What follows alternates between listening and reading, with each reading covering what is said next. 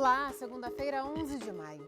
Chuva, transporte coletivo e saúde são os destaques do Unesp Notícias de hoje. E a gente fala também de cultura. Vamos receber a Marisa Basso, uma das idealizadoras do Festival Internacional de Teatro de Bonecos de Bauru, que começa nesta semana. Transporte coletivo em Bauru agora vai ter bilhete único. Quem pega mais de um ônibus paga menos, mas tarifa simples fica mais cara. Bauruenses ficam sem energia elétrica até hoje à tarde por causa da tempestade de ontem. Moradores do Jardim Nicéia recebem ação de cidadania.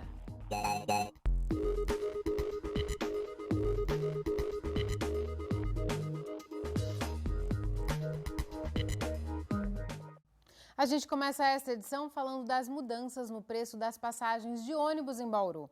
As tarifas simples vão ficar mais caras, mas para quem pega mais de um ônibus, o valor final vai cair por causa de uma novidade, a implantação do bilhete único. O decreto com as mudanças foi publicado no Diário Oficial de sábado. A proposta da Endurbe passou direto para a aprovação do prefeito, sem discussão com a população.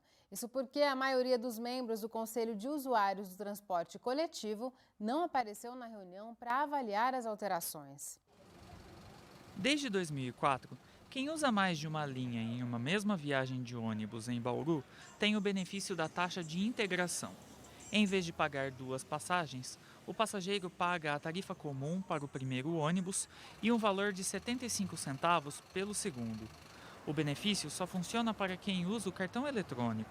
A partir do dia 9 do mês que vem, esse sistema vai dar lugar ao bilhete único. Com isso, a tarifa comum automaticamente passa a dar direito a até duas viagens no transporte coletivo. Hoje, com o cartão, o passageiro paga a tarifa de R$ 2,83 para uma viagem.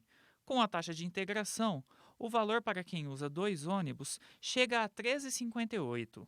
Com o bilhete único, o valor padrão da tarifa passa a ser de R$ 3,20. Para os estudantes, a tarifa comum é de R$ 1,41, subindo para R$ 1,78 com a integração. Com a mudança, o valor será de R$ 1,60. Já quem paga em dinheiro vai desembolsar um valor mais caro. De R$ 3,00, a tarifa passa para R$ 13,50, um aumento de cerca de 15%. Como não utilizam o cartão eletrônico, quem paga em dinheiro não vai ter direito ao segundo ônibus de graça. Prejuízo também para quem precisa apenas de uma viagem. É o caso da Neide. Ela mora no Meiridota e vem de ônibus só até o centro. Para ela, a mudança vai trazer mais gastos. Já é caro, né? Porque R$6 amanhã faz falta para mim na feira. R$6. Então 7 também vai ser, né? A senhora vai ter que pensar duas vezes antes de vir para o centro. Eu vou fazer tudo no meu bairro, que eu já faço, né? Mas quem faz duas viagens comemorou a medida. Kátia conta que no sistema atual não compensa usar dois ônibus quando uma das viagens é mais curta. Da minha casa no centro são 5 minutos no máximo. E daqui no Gasparini é mais longe, aí compensa, tudo bem, mas agora com o bilhete único facilita bastante. A implantação do bilhete único é uma reivindicação antiga. De acordo com a Endurbe, a medida vai aumentar as possibilidades no deslocamento. Hoje acontece de muito usuário ele optar por linhas que não têm muitas vezes uns horários adequados, que não tem uma frequência alta, mas elas atendem a origem e ao destino dele. Sendo que muitas vezes existem linhas que através de integração ele consegue fazer isso de uma forma mais lógica, ele consegue usar linhas mais rápidas, linhas que têm uma frequência maior, mas não o usa justamente por conta de ter que pagar pela segunda viagem. Com o bilhete único a gente aumenta o grau de liberdade, na medida que dá mais opções de linha para a pessoa utilizar. A implantação do bilhete único faz parte de uma série de mudanças previstas pelo Plano de Remodelação do Transporte Coletivo. Essa e outras propostas devem passar pelo Conselho de Usuários, órgão que tem a função de ouvir as demandas da população. Mas a falta de comprometimento de alguns membros e entidades que compõem o Conselho dificultam as discussões. Na semana passada, poucos membros compareceram à reunião do Conselho que discutiria a proposta do bilhete único. Por isso, o projeto foi encaminhado diretamente à Prefeitura. Os últimos 10 encontros do Conselho não foram realizados justamente por falta de quórum. Um descaso que dificulta o diálogo entre a população e a administração municipal. Como é que nós podemos reivindicar alguma coisa se o próprio conselho, as próprias entidades do conselho, algumas, né, não participam? Tudo relacionado ao transporte coletivo pode ser discutido dentro do conselho de usuário, mas infelizmente a omissão de algumas entidades está prejudicando o próprio usuário. Ainda sobre o Conselho, a atual composição foi eleita no ano passado e o mandato termina agora, no fim de maio, podendo ser prorrogado por mais um ano. São 14 membros que representam tanto o poder público quanto a sociedade civil. Desse total, 7 já foram destituídos por não comparecer às reuniões. E o Jardim Nicéia recebeu neste sábado um projeto piloto que oferece vários serviços de cidadania. A iniciativa conta com o apoio da população e é chamada de Moradores Unidos por um Bairro Melhor. Uma ação de cidadania com o objetivo de cuidar do bairro foi promovida pela Secretaria Municipal do Bem-Estar Social com os moradores do Jardim Nicéia. O programa contou com limpeza, plantação de mudas de árvores e distribuição de sementes da planta crotolária, um tipo de leguminosa usada no controle da dengue. Depois de plantada, ela atinge mais ou menos 1,5 metro de altura e tem uma flor, ela solta uma flor amarela e essa flor atrai a libélula, que é o predador natural do mosquito da dengue, ou seja, essa libélula ela se alimenta do mosquito da dengue. E essa libélula também se reproduz da mesma forma que o mosquito da dengue, ou seja, depositando seus ovos na água parada e depois esses ovos, quando viram larvas, essas larvas dessa libélula também se alimentam da larva do mosquito da dengue. A intenção do projeto vai além de passar para os moradores a importância de manter o bairro organizado. A SEBS disponibilizou no local uma equipe para a divulgação e o cadastramento no Programa de Estímulo ao Primeiro Emprego, em parceria com o Consórcio Intermunicipal de Promoção Social. O programa prepara o jovem para se inserir no mercado de trabalho. São 350 vagas disponíveis para adolescentes entre 14 e 18 anos, que já concluíram pelo menos o 9º ano do ensino fundamental. Bauru hoje tem alcançado altos índices de inserção no mercado do trabalho, principalmente do jovem. É um curso de preparação, né? Ele recebe vários módulos, preparando ele para o primeiro emprego, como ele vai se portar, a forma como ele vai se apresentar, as habilidades técnicas, porque as empresas querem pessoas preparadas. Então é currículo, é como ele se porta, é como ele se veste, é a gestão da vida dele. A ação contou com o apoio de outras secretarias para atender às necessidades do bairro. Nós tivemos aqui a visita da Secretaria Municipal de Obras, onde foi feita uma vistoria em várias bocas de lobos que tem aqui no bairro, que estão entupidas, que estão sujas, e que eles voltarão nas próximas semanas para resolver essa questão. E também vamos convidar a Secretaria de Planejamento para que possa fazer a demarcação das ruas que ainda estão sendo criadas no bairro, para não ter problema dos moradores construir as suas casas em locais errados. Depois do intervalo, a gente fala sobre os estragos provocados pela chuva em Bauru. Os ventos e o granizo assustaram. Essa segunda foi de limpeza e de restabelecer o fornecimento de energia elétrica. É daqui a pouco, voltamos num instante só.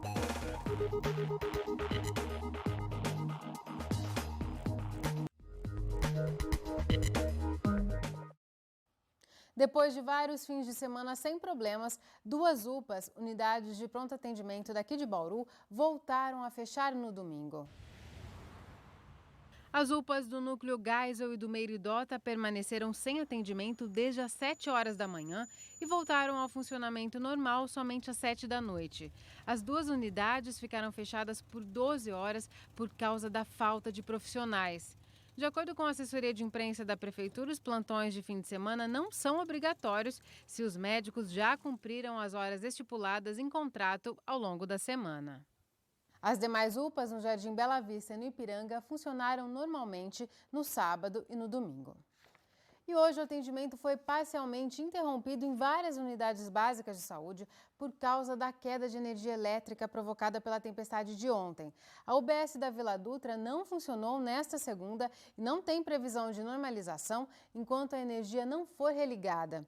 Em outros 11 locais, entre UBSs e unidades de saúde da família, o serviço de aplicação de vacinas da gripe está temporariamente suspenso até amanhã ao meio-dia, para que sejam avaliadas a qualidade das vacinas que estavam no estoque. Depois desse horário, a vacinação vai ser retomada com uma nova remessa de doses. E hoje foi dia de limpar a cidade depois da chuva que caiu na tarde deste domingo.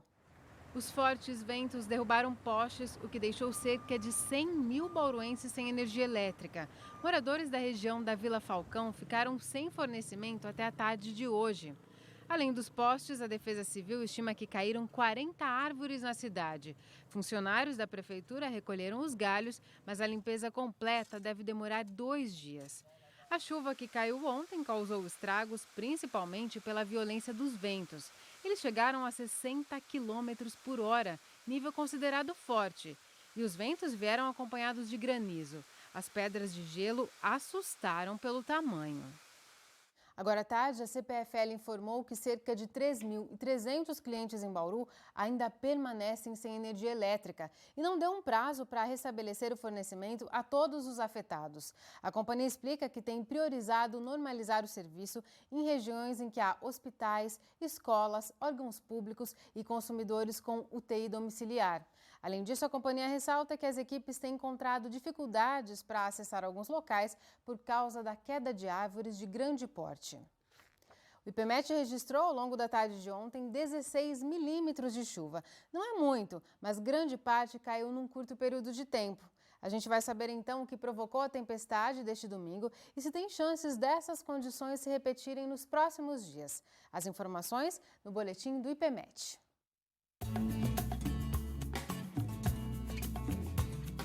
Nós estávamos com a presença de uma frente fria passando pelo litoral do estado de São Paulo. Como sobre o continente nós tínhamos áreas de instabilidade, baixas pressões, a soma desses dois fatores provocou chuva em todo o estado. Lógico que não foi de tanta intensidade em todas as regiões. Choveu em praticamente todo o estado, só que algumas regiões tiveram predisposição para produzir uma convecção mais profunda, umas nuvens mais densas e mais espessas, podendo causar essas chuvas mais intensas e com granizo, inclusive. O tempo segue instável, né? Ainda tem previsão de chuva, mas não com tanta intensidade quanto ontem. Provavelmente não teremos tempestade como ocorreu ontem, mas o tempo ainda segue estável e ainda pode ser que ocorra alguma pancadinha de chuva.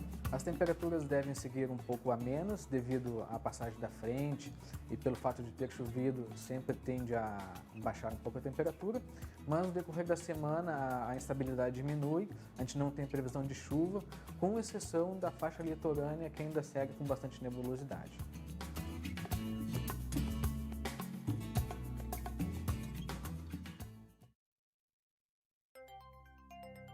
Apesar das nuvens pesadas em todo o estado de São Paulo, não chove neste momento em nenhuma região. Amanhã a instabilidade diminui, mas ainda deve chover no norte e leste. As temperaturas continuam a cair. Em Bauru podemos ter chuva hoje ainda. Agora a umidade do ar é alta, está em 80%. Os ventos sopram fracos, a 3 km por hora. Hoje a temperatura caiu, a mínima foi de 16 e a máxima ficou em 21 graus. Nesta terça, os termômetros devem variar entre 16 e 25 graus. Depois do intervalo, vamos falar sobre um grande evento cultural que já virou tradição em Bauru. É o Festival Internacional de Teatro de Bonecos. Quem conversa com a gente é uma das idealizadoras do festival, a Marisa Basso. Voltamos já já. Começa nesta quarta-feira a 5ª edição do Festival Internacional de Teatro de Bonecos de Bauru. A programação é extensa e todas as atrações são de graça. Quem dá mais detalhes sobre o evento é uma das idealizadoras do festival, a artista Marisa Basso. Marisa, muito obrigada por sua presença aqui no Nesp Notícias. Eu que agradeço o convite. Marisa, o que você destaca da programação deste ano em relação aos espetáculos? Bem, a gente tem vários destaques esse ano, né? A começar pelo curta-metragem Retirantes, que é um curta-metragem de Porto Alegre, que está ganhando vários prêmios no Brasil, fora do Brasil, e vai ser a nossa exposição principal, os bonecos que que fizeram o filme, né? A Rainha do Papel de Bala, Dona Efigênia Rolim, que vai estar aqui também com a gente. O longa-metragem O Fio da Vida. O Teatro da Bicicleta, que vai acontecer no Sesc. E a companhia francesa Yokai, com o espetáculo Volátiles. Eu acho que são os destaques. Aí também a companhia Fiorini, que é um caminhão-palco todo performático, que eu acho que esses são os maiores destaques do festival este ano. Quantos dias? O festival vai ter quantos dias e onde serão realizadas as atividades? Olha, a gente já começa com algumas ações prévias depois de amanhã, na quarta-feira, que são as oficinas, né? Então, a gente vai ter a oficina de bonecos gigantes, de balões, né? Que é um polvo gigante com 4.000 balões que vai ser confeccionado. E esse polvo vai subir o calçadão no sábado de manhã, no desfile. E também temos a oficina de máscaras da Comédia dell'Arte, que também começa na quarta-feira. Essa, infelizmente, já tá esgotada. E daí a gente segue a programação até no domingo, dia 24. Então, são 9 dias, né? A partir da abertura oficial, dia 15, mais estas ações prévias que a gente realiza. Inclusive, também a exposição Máscaras da Comédia dell'Arte no SESI, também na quinta-feira. Então, as atividades, as apresentações, as exposições estão espalhadas pela cidade? Por toda a cidade, por todos os espaços, Periferia, Vila Dutra, Geisel, Calçadão, a Rui Barbosa, o Teatro Municipal, o auditório da Escola Ernesto Monte, o SESC, o SESI. A gente está cada vez mais tentando ocupar todos os cantos da cidade aí, para promover cada vez mais o acesso da população. Muita gente pensa que o festival é voltado só para as crianças. Elas são o foco principal, não é? Mas tem outras opções também para outro tipo de público? Tem sim. A programação geral, né, a maioria dos espetáculos são livres, né, que são para as crianças e para os adultos também, né? E nós temos uma programação especial para os adultos, que é uma companhia de Santa Catarina com o espetáculo Incrível Ladrão de Calcinhas, tem o Teatro da Bicicleta, que é para adultos, e nós vamos ter hoje, esse ano, uma novidade, que é a companhia francesa Yokai, numa sessão maldita, com o espetáculo Volátiles. Então, são espetáculos destinados especialmente aos adultos. Qual que é a importância da nossa cidade oferecer um festival desse porte que é internacional? Pois é, a gente até vai abrir uma discussão sobre isso aqui no festival, numa mesa redonda. Isso ele amplia a visibilidade da cidade, né?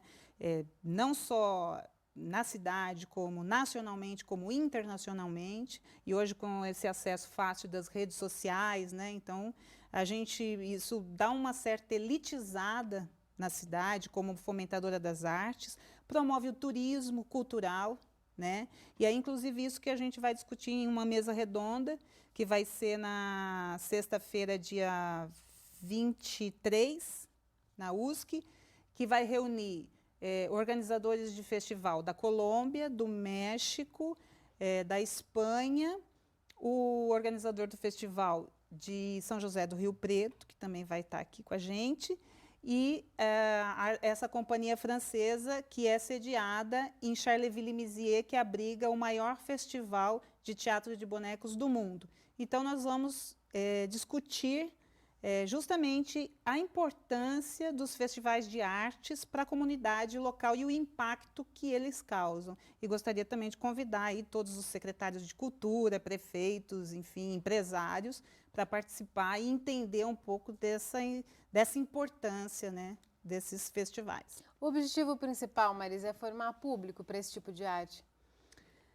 É formar público, sim. Eu acho que, inclusive, a gente opta em fazer a programação principal no Teatro Municipal no período noturno, né, para não forjar o público. Então, o período diurno a gente coloca as escolas e tal, é legal, mas não tem aquela coisa do público espontâneo. Isso forma, né? A pessoa sair espontaneamente de sua casa para consumir cultura. Então, assim, com certeza é formação de plateia, sim, e é mostrar a diversidade dessa linguagem de teatro, né? Que é aquilo que você falou, as pessoas acham que é aqueles fantochinhos e tal, e vai muito além dessa linguagem.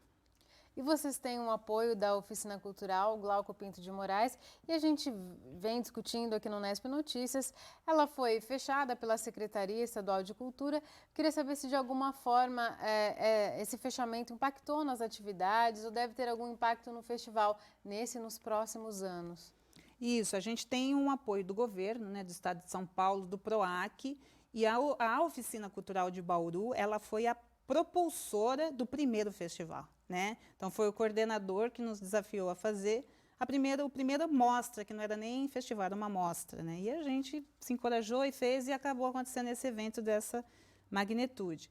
A gente, esse ano não impactou, não mudou nada, inclusive a Oficina Cultural, ela é parceira esse ano, ela que está trazendo essas oficinas, que são oferecidas gratuitamente, e o ano que vem a gente vai aguardar, porque a gente, segundo as autoridades, nós temos que esperar a reforma do prédio, e aí a gente vai sentar de novo e conversar. Então, nós estamos esperando, aguardando essa sentada.